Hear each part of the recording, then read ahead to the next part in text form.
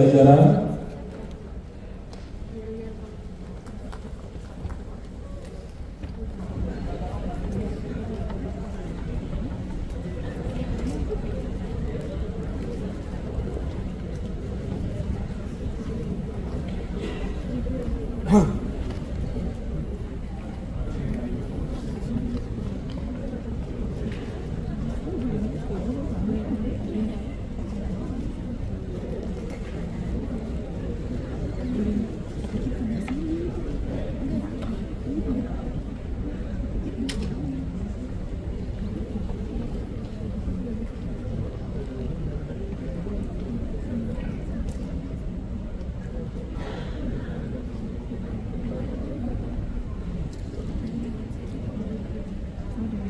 Bapak Ibu hadirin yang kami hormati, baik yang mengikuti acara ini di Auditorium Kementerian Pekerjaan Umum maupun Bapak Ibu hadirin yang kami hormati mengikuti acara ini secara online melalui Zoom, langsung saja kita simak arahan kebijakan pembangunan infrastruktur dan kewilayahan yang akan dilanjutkan dengan pembukaan secara resmi konsultasi regional Kementerian Pekerjaan Umum tahun 2025 oleh Menteri Koordinator Bidang Infrastruktur dan Pembangunan Kewilayahan Republik Indonesia kepada yang terhormat Bapak Dr. H. Agus Harimurti Yudhoyono, MSc MPLA, disilakan.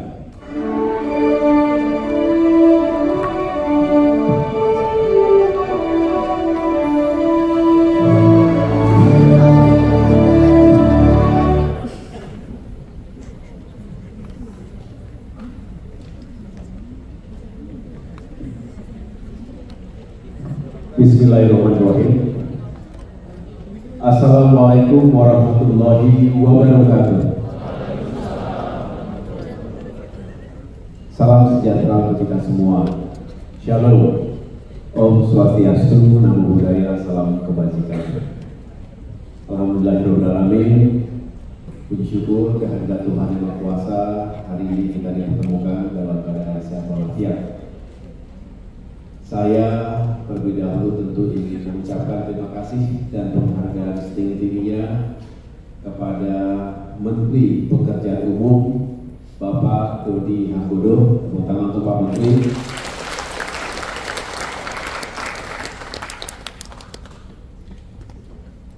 Tentu Ibu Wakil Menteri, Ibu Diana Kusumasudi, tepuk tangan juga untuk beliau.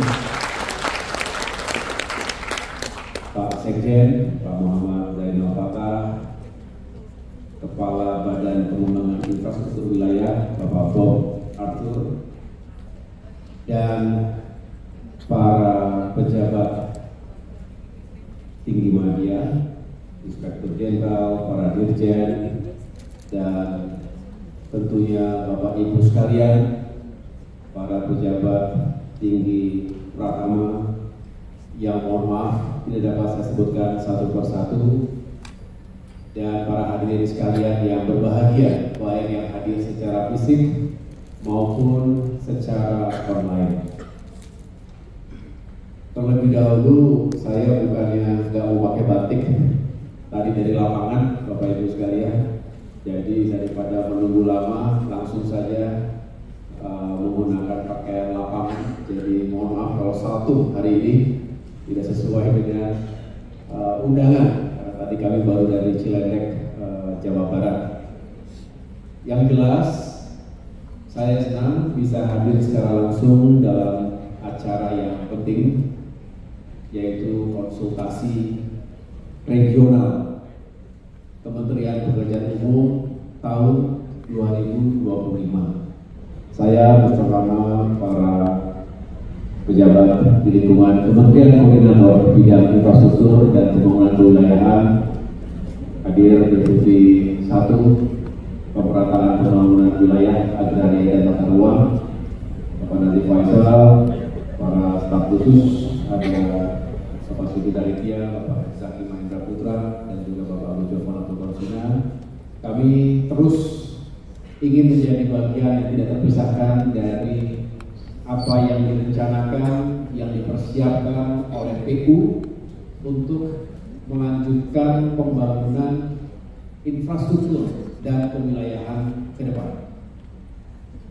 Ketika saya diminta untuk memberikan sambutan, tentu tidak banyak yang bisa saya sampaikan karena tentunya ini forum strategis yang juga diikuti dengan pembahasan teknis Bapak Ibu yang nanti akan mengampu sesuai substansi atau materi spesifik yang telah dipersiapkan untuk meyakinkan tahun 2025 menuju 2026 ini benar-benar ada benang merah yang jelas dan bisa diorkestrasi dengan sebaik mungkin. Jadi saya membawa semangat, mari kita satukan langkah dalam sinergi dan kolaborasi.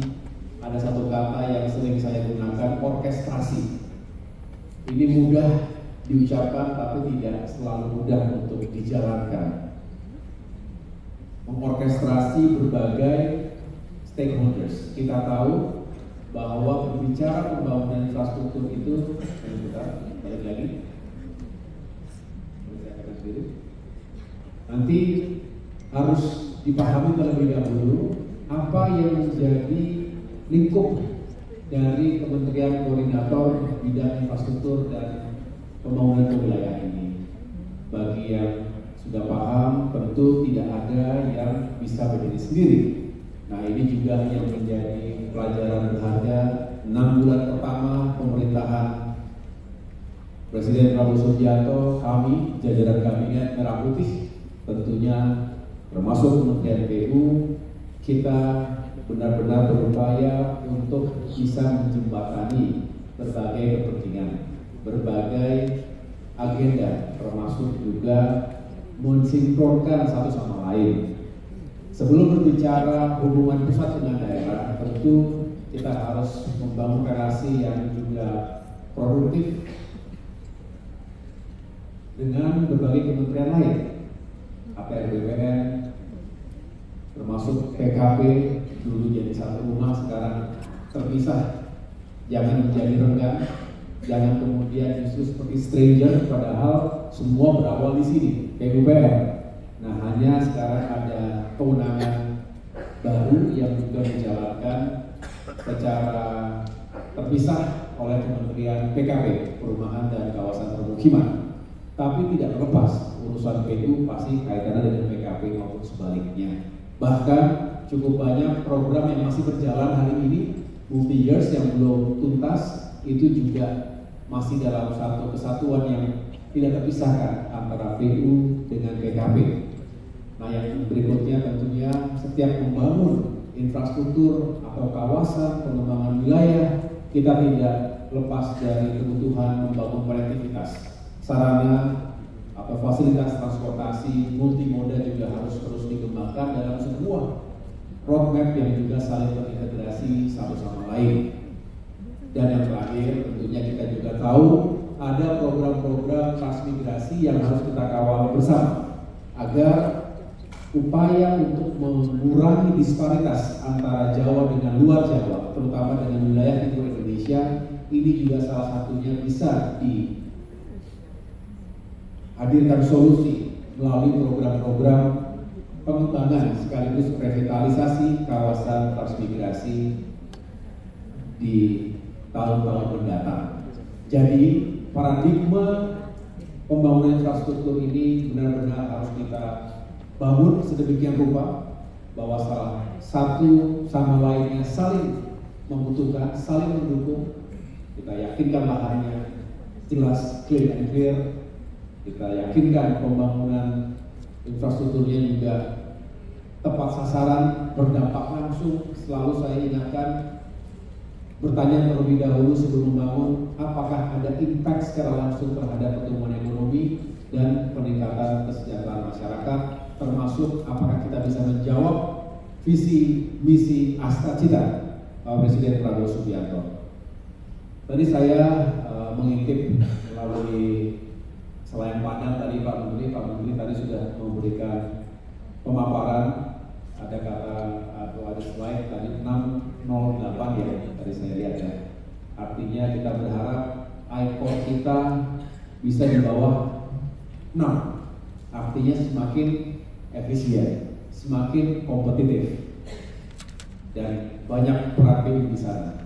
Kemudian tentu 08 itu kita berusaha agar pembangunan infrastruktur itu bisa berkontribusi pada penurunan angka kemiskinan, bahkan kita berharap zero poverty, dan sekaligus secara paralel kita ingin membantu tercapainya pertumbuhan ekonomi yang positif dan semakin tinggi menuju ke angka yang luar biasa 8%. Kita paham bahwa triwulan pertama sudah kita ketahui pertumbuhan kita, dan kita harus bekerja keras, semakin bekerja keras untuk meningkatkan pertumbuhan ekonomi kita. Kontribusi dari sektor infrastruktur juga harus dirasakan. Baik, saya ingin menyampaikan 4 hal yang perlu menjadi perhatian kita, yang mudah-mudahan bisa didiskusikan dalam forum konsultasi regional tahun ini. Silakan. Yang pertama, kita pastikan bahwa pembangunan infrastruktur untuk mencapai swasembada pangan, energi dan air ini bisa kita wujudkan bersama. Boleh ada pointer? Laser pointer. Saya beberapa saat yang lalu mengunjungi sejumlah bendungan, terutama bendungan Cirata dan Jatiluhur. Saya rasa kalau PU ini semua sudah sangat memahami ya. Saya justru sambil belajar apa saja fungsi dari bendungan-bendungan besar tersebut.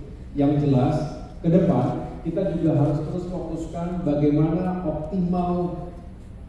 mengoptimalkan bendungan yang bukan hanya untuk menjadi suplai air bersih, pengairan untuk sawah-sawah yang juga kita harapkan produktivitas tadinya makin meningkat, tapi juga untuk mengendalikan banjir, untuk menghadirkan energi yang terbarukan, bahkan sesekali kita bisa mengembangkan bendungan-bendungan infrastruktur tersebut menjadi lokasi pariwisata, menumbuhkan sektor ekonomi kreatif. Kenapa tidak? Dan kita punya bangunan-bangunan besar ini, saya rasa menarik ya. Saya coba beberapa kali juga camping di sekitar bendungan, kemudian olahraga dan lain sebagainya. Saya rasa itu juga menjadi bagian dari semangat kita untuk mempromosikan bahwa infrastruktur dibangun dengan berbagai tujuan. Belum lagi nanti untuk olahraga, air dan lain sebagainya. Tetapi kembali bahwa tugas pokok kita adalah bagaimana membantu Bapak Presiden infrastruktur yang kita bangun itu untuk mendukung tercapainya swasembada pangan, energi dan air bersih. Floating solar panel yang sudah tergelar sudah sangat baik, tetapi baru sekian persen saja dari kapasitas optimalnya. Ini perlu dipikirkan bentuk kerjasama sekaligus juga investasi yang saling menguntungkan. Yang jelas semangat kita menuju penggunaan energi baru dan terbarukan ini harus terus dikembangkan di berbagai sektor, terutama yang menggunakan infrastruktur yang sudah terbangun selama ini. Lanjut. Yang kedua, infrastruktur untuk peningkatan kualitas hidup masyarakat. Saya tentu juga mengucapkan terima kasih kepada Bapak Menteri, Ibu Wamen dan seluruh jajaran Kementerian PU yang juga selalu mengajak saya untuk melihat secara langsung, bahkan meresmikan sejumlah fasilitas yang benar-benar mendukung peningkatan kualitas sumber daya manusia kita. Contohnya bagaimana perumahan, saya ulangi, bagaimana infrastruktur fasilitas olahraga yang juga harus terus dikembangkan dan diperkuat. Kita sudah sama-sama mendampingi Bapak Presiden meresmikan 17 stadion secara serentak berlokasi di Stadion Delta Sidoarjo, Jawa Timur, tapi secara serentak dilakukan peresmian di tempat-tempat yang lainnya. Kemudian selain itu fasilitas pendidikan, kita resmikan fasilitas misalnya gedung Fakultas Ilmu Administrasi di Universitas Indonesia, kemudian tower apartemen dosen di Politeknik, Kementerian PU di Semarang, dan baru saja 2 hari yang lalu saya waktu itu baru kemarin ya? 2 hari yang lalu ya? 2 hari yang lalu Pak Menteri waktu itu lagi ada kegiatan dengan DPR, saya didampingi oleh Wamen, kita meresmikan gedung fakultas di IPDN, ya 3 gedung fakultas baru, dan itu semua kita harapkan bisa meningkatkan kualitas sumber daya manusia kita di berbagai sektor. Tentu itu semua pekerjaan telah dilakukan oleh pemerintah sebelumnya, oleh Kementerian PU selama ini yang kita apresiasi, terutama untuk semuanya. Mudah-mudahan ini bisa kita lanjutkan. Kita tahu sekarang ada efisiensi, kita tahu harus ada penyusunan prioritas baru, dan itu wajar, ada pemerintahan baru tentu dengan prioritas yang baru. Tetapi semangat tidak berubah, bahkan menurut saya apa yang diharapkan oleh Bapak Presiden Prabowo Subianto ini benar-benar ingin infrastruktur tepat sasaran, jauh dari praktek yang mengakibatkan inefisiensi atau kebocoran dan pada akhirnya sangat berdampak pada masyarakat. Lanjut yang ketiga, infrastruktur untuk mendukung konektivitas dan pertumbuhan ekonomi. Saya rasa ini ada banyak kaitan dengan Kementerian Perhubungan, tetapi tentunya dalam semangat orkestrasi dan sinergi tadi, ini juga baik untuk saya sampaikan di forum konsultasi regional PU. Yang jelas, kalau konektivitas ini semakin baik, Indonesia semakin terintegrasi satu sama lain, antar wilayah, antar pulau, antar provinsi, kabupaten, kota, dengan tata ruang yang jelas, kemudian juga upaya tersebut bisa mengurangi biaya transportasi, termasuk transportasi logistik ke Indonesia bagian timur, maka dengan demikian kita berharap pembangunan di kawasan timur Indonesia, pembangunan infrastruktur dasar juga lebih optimal lagi. Ini yang kita harapkan dari pembangunan infrastruktur yang mendukung konektivitas, pasti akan berdampak langsung pada pertumbuhan ekonomi secara keseluruhan. Yang terakhir, yang keempat, ini juga tidak boleh dilupakan.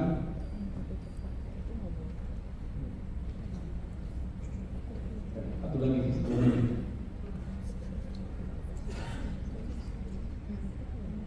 wah, kayaknya ada yang miss itu. Ada yang lainnya apa?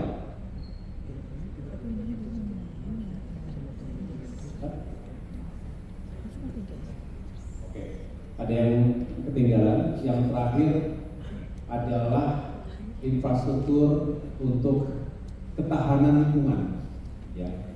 Ketahanan lingkungan, matikan saja. Baik, mohon diperhatikan Bapak Ibu sekalian, terkait ketahanan lingkungan ini juga harus bisa kita kawal. Kita tahu bahwa Indonesia ini adalah negara yang penuh dengan tantangan secara geografis. Saya baru saja menerima kemarin pemaparan dari Kepala BMKG di sana. Beliau menyatakan kepada kita bahwa pembangunan infrastruktur harus benar-benar mengedepankan pendekatan resiliensi, ketahanan terhadap bencana alam. Rings of fire, setiap saat bisa mendatangkan bencana dari gempa bumi, tsunami, tanah longsor, dan lain sebagainya. Belum lagi bicara dampak serius dari krisis iklim yang terjadi secara global, dan tentunya negara-negara kepulauan seperti Indonesia akan terdampak paling buruk. Kita tahu ada meningkatnya permukaan air laut, sekaligus bisa di wilayah utara Jakarta terjadi penurunan permukaan tanah, land subsidence. Di awal-awal pemerintahan kita semua, Pak Menteri, Wamen, Pak Bob, waktu itu kita datang ke Muara Baru, Kali Baru, apa Sentiong, Pompa Sentiong, kita lihat semua tanggul pantai hari ini yang diprediksi tidak cukup dalam 10-20 tahun ke depan. Harus ada langkah-langkah yang lebih strategis lagi, yang lebih sustainable lagi, agar kita bisa melindungi masyarakat pesisir. Baru Jakarta saja itu bisa dikatakan kebutuhan anggaran untuk pembangunan tanggul, apalagi tanggul raksasa dengan berbagai mekanisme, ada yang bersifat defensif, ada yang retreat ke belakang, ada yang forward ke depan, kombinasi antara grey dengan green. Betul ya? Saya mendengarkan penjelasan PU, saya coba membayangkan juga, artinya kita tahu ada limitasi fiskal, kita harus tepat sasaran dan harus benar-benar ya dihitung dengan baik. Ada sejumlah konsep yang sudah beredar selama ini, termasuk yang dimutakhirkan selalu oleh Kementerian PU, termasuk Bappenas. Mari kita duduk bersama, Kemenko Infrastruktur menjadi bagian untuk bisa mengharmoniskan desain-desain awal, termasuk konsep-konsep yang sudah dijalankan selama ini ataupun sudah dikembangkan selama ini, sambil secara paralel di sini ada ya Dirjen bagian pembiayaan, ya, itu sangat penting. Kita bisa punya konsep sehebat apapun kalau nggak ada pembiayaan, tidak mungkin. Pak Menteri pasti hari-hari juga berpikir kita punya banyak yang ingin kita lakukan, tetapi harus dipastikan sumber penganggaran atau pembiayaan dari mana. Nah, disinilah kita harus aktif, harus proaktif. Saya sendiri terlibat, melibatkan diri setiap bertemu dengan pihak manapun, termasuk potential investors dalam dan luar negeri. Saya selalu menceritakan apa saja yang menjadi prioritas dalam pembangunan infrastruktur 5 tahun ke depan. Kemarin baru saja menghadiri sebuah FGD yang diselenggarakan secara tematik khusus membicarakan bagaimana kita melakukan ataupun membangun sebuah mekanisme, sebuah skema pembiayaan infrastruktur yang memadai, yang juga sustainable, menghadirkan beberapa tokoh, beberapa CEO dari berbagai global finance institutions di Jakarta, dan saya menyampaikan pesan kepada mereka semua, mari kalau tertarik untuk berinvestasi, untuk menjadi bagian dari pembangunan di Indonesia, ayo bersama-sama kita tekuni, dan tentunya harus ada skema yang saling menguntungkan dan jelas. Biasanya mereka menanyakan bagaimana kejelasannya. We must provide with clarity. Harus ada kejelasan. Kalau tidak, nanti mereka juga ragu-ragu, akhirnya ya nggak jadi. Cuma datang, ketemu-temu, ngopi-ngopi, omong-omong, setelah itu balik gitu. Tapi kalau ada kejelasan, kita bisa memaparkan secara precise lokasinya di mana, apa yang harus dilakukan, kemudian returnnya seperti apa, dan lain sebagainya. Ada berbagai jenis skema pembiayaan, bisa seperti land value capture, betul ya, bisa concession, ya, bisa juga aset recycling, macam-macam. Bapak Ibu lebih paham, punya pengalaman, masing-masing ada plus minusnya, ada waktu dan timeline yang harus diikuti juga, dan mudah-mudahan ketemulah skema pembiayaan yang sekali lagi saling menguntungkan dan sustainable. Kita ingin itu bisa diwujudkan bersama. Terakhir, kita tahu bahwa banyak masalah yang selama ini juga sudah menjadi perhatian publik.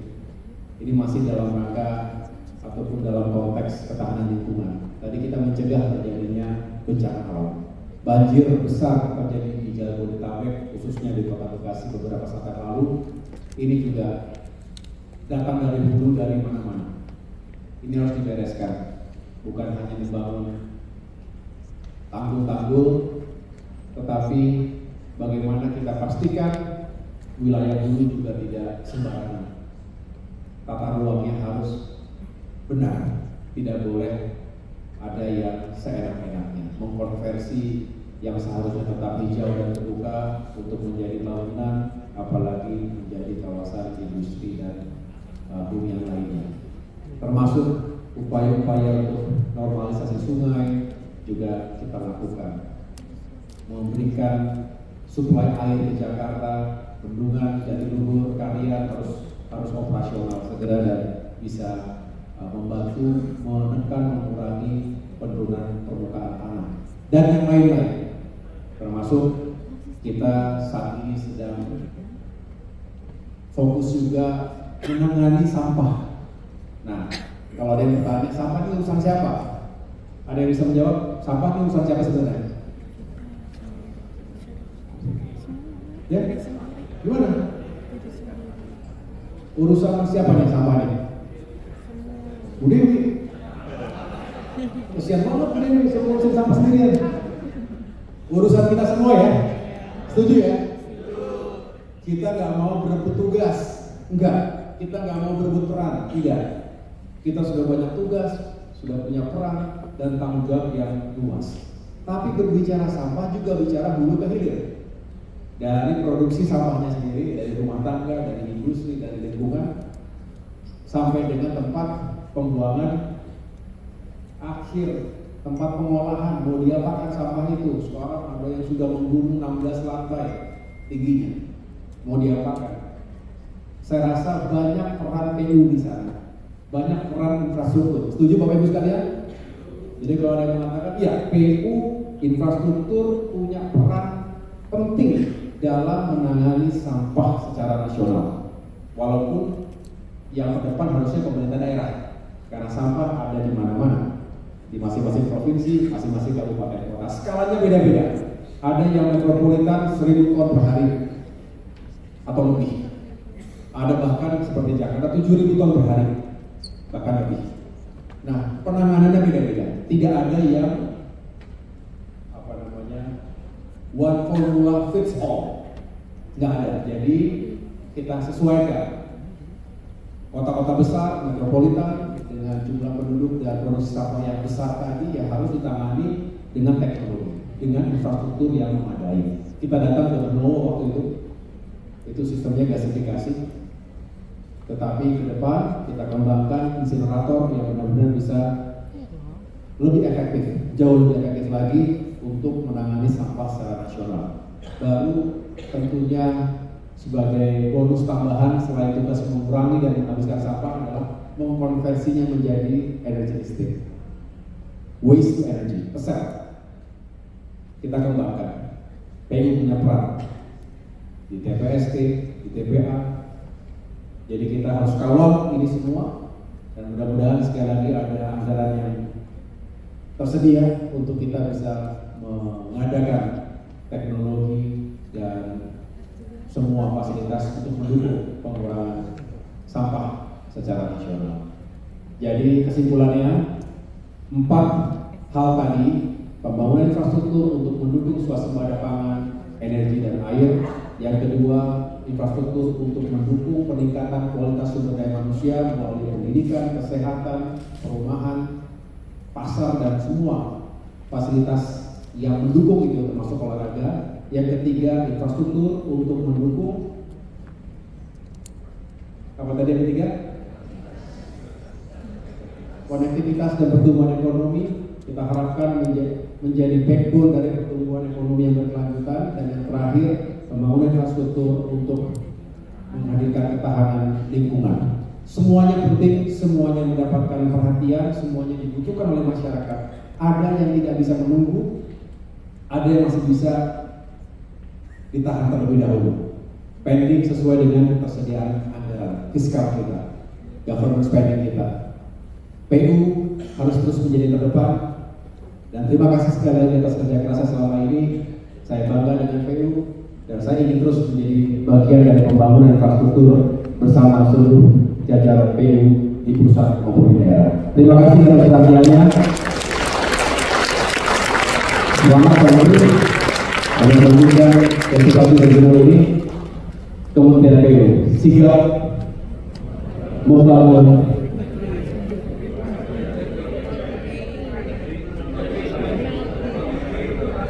ada tambahan sekali, sigap membangun negeri untuk rakyat. Rakyat siapa? Terima kasih. Wassalamualaikum warahmatullahi wabarakatuh. Mohon berkenan kepada yang pertama, Bapak Ketua Terima kasih sekali lagi. Mengundang dengan hormat untuk berkenan bersama-sama dengan Menko AHY melakukan seremoni pembukaan. Kami mengundang untuk berkenan naik ke atas panggung Menteri Pekerjaan Umum Bapak Dodi Hargodo, Wakil Menteri Pekerjaan Umum Ibu Diana Kusmastuti, Sekretaris Jenderal Kementerian Pekerjaan Umum Bapak Muhammad Zainal Fatah, dan Kepala BPU Kementerian Pekerjaan Umum Bapak Bob Arthur Lombogia. Bapak Ibu hadirin yang kami hormati, baik yang mengikuti acara secara offline dan online, kita akan bersama-sama menghitung mundur. Mohon berkenan Bapak Menko AHY, Bapak Menteri PU, Ibu Wamen beserta pejabat bersiap-siap mengarah ke belakang, bersiap-siap untuk meletakkan telapak tangan. Kami akan menghitung dalam hitungan mundur. Baik, Bapak Ibu yang berada di auditorium Kementerian PU, kita hitung bersama-sama dalam hitungan mundur. 3, 2, 1.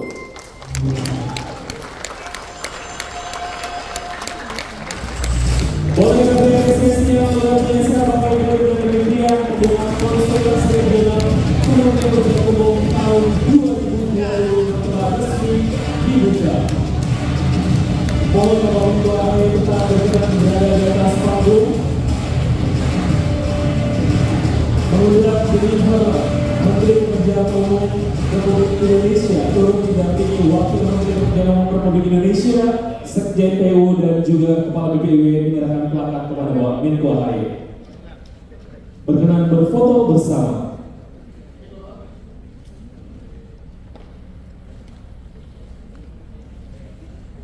Baik, terima kasih. Kami persilakan Bapak Menko AHY, Bapak Menteri PU dan para pejabat kembali ke tempat duduk. Namun mohon berkenan dengan kerendahan hati untuk dapat berkenan berfoto bersama dengan Bapak Ibu yang berada di auditorium. Untuk Bapak Ibu yang berada di round table baris kedua dan ketiga, mohon berkenan berdiri di tempat. Dan untuk yang berada di round table pertama, boleh tetap duduk di tempat. Kami mengundang dengan hormat rekan-rekan fotografer untuk mengambil sesi foto bersama dari atas panggung. Sekali lagi mengundang hormat bagi Bapak Ibu yang berada di round table di baris kedua dan ketiga.